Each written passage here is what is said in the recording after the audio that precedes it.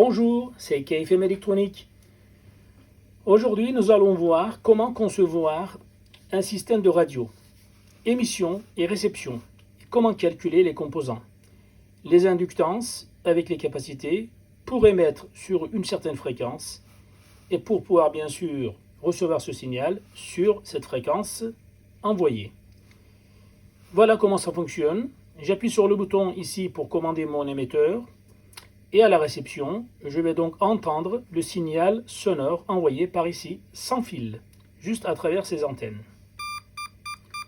Voilà, donc je vois donc la répétition du signal lumineux de là à là, et puis le signal donc sonore généré par ce circuit oscillant dans le haut-parleur.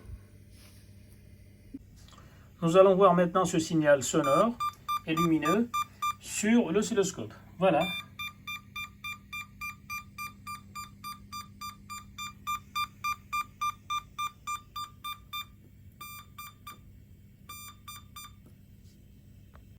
Il s'agit maintenant de calculer ces deux composants, la bobine, le condensateur, et choisir un bon transistor.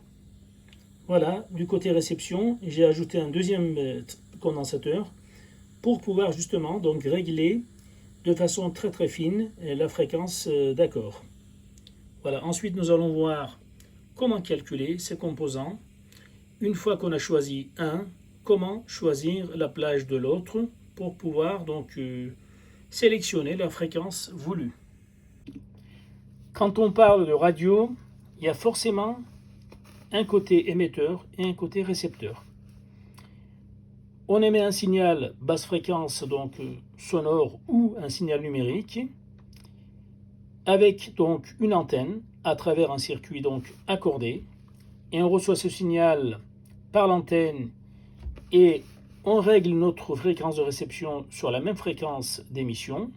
Et ensuite le signal, une fois qu'on a amplifié, on peut donc démoduler et amplifier, donc pour entendre dans le haut-parleur comme son, ou alors le traiter comme un signal numérique de codage ou décodage.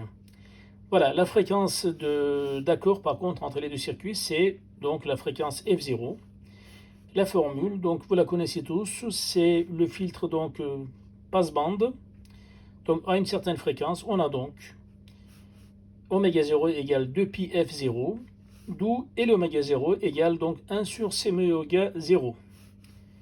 Et de là, on peut tirer donc la fréquence d'accord. On va par contre nous-mêmes construire notre bobine, la self d'accord. Donc une bobine solénoïde, donc aspire jointive. On avait vu que la formule d'inductance donc était comme cette formule, L égale mu0 n carré S sur L, où n c'est le nombre de spires, L c'est la longueur de la donc bobine, et S la surface d'une spire. Et mu0 c'est la perméabilité de l'air, donc 4 fois pi fois 10 puissance moins 7. Voici donc la construction d'une bobine, d'accord. La bobine est là, les valeurs donc de notre bobine, voilà, donc la longueur 5 mm, diamètre 22 mm, je trouve 0,38 microhenry. J'ai avec donc cette bobine en face un condensateur de 2 à 20 picofarad. Eh bien, quelle est la plage de fréquence couverte par ce couple d'inductance et de capacité? Nous allons voir tout de suite. Voilà donc avec ces valeurs expérimentales. Si je prends C donc au minimum 2 picofarad, j'ai cette relation, et l'oméga 1 égale 1 sur C oméga 1. La fréquence de coupure donc première 182 MHz. Si je règle ma capacité au maximum 20 picofarad, eh bien je trouve F2 58 MHz. Donc ma bande de fréquence va de 58 à 182 MHz. La bande FM par contre radio, c'est de 88 à 108 MHz. On peut donc émettre notre signal de notre émetteur ici sur la bande FM. Nous allons donc vérifier maintenant ceci sur un poste de radio FM acheté dans le commerce, comme ceci, si notre émetteur va pouvoir émettre sur cette radio. Voilà. On va essayer de se rendre compte que finalement... Voici donc notre récepteur radio, on va l'ouvrir. Voilà, je capte bien mon signal dans le poste de radio.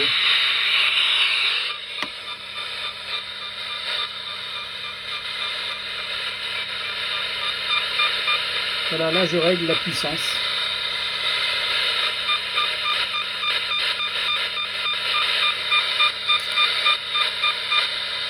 Avec notre émetteur donc, on couvre bien la plage donc FM.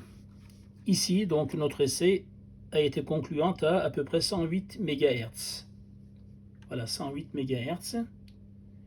Nous avons bien entendu le signal émis par cet émetteur.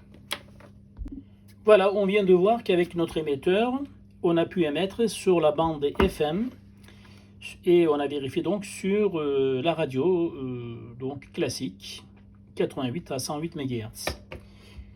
Par contre, attention, c'est très délicat le réglage du condensateur.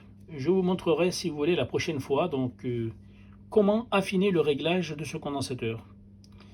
Il faudra donc mettre en fait en couple un deuxième condensateur, mais suivi de notre condensateur en série de très faible valeur. Comme ça, on peut donc affiner le réglage très précisément.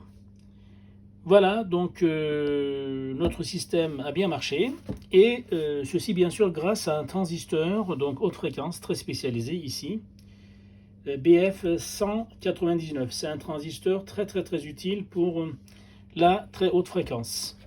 Voilà le schéma de brochage de ce transistor. Lorsqu'on le prend donc par le haut et les pattes sont en bas, et bien nous avons donc le collecteur comme ceci, émetteur et la base.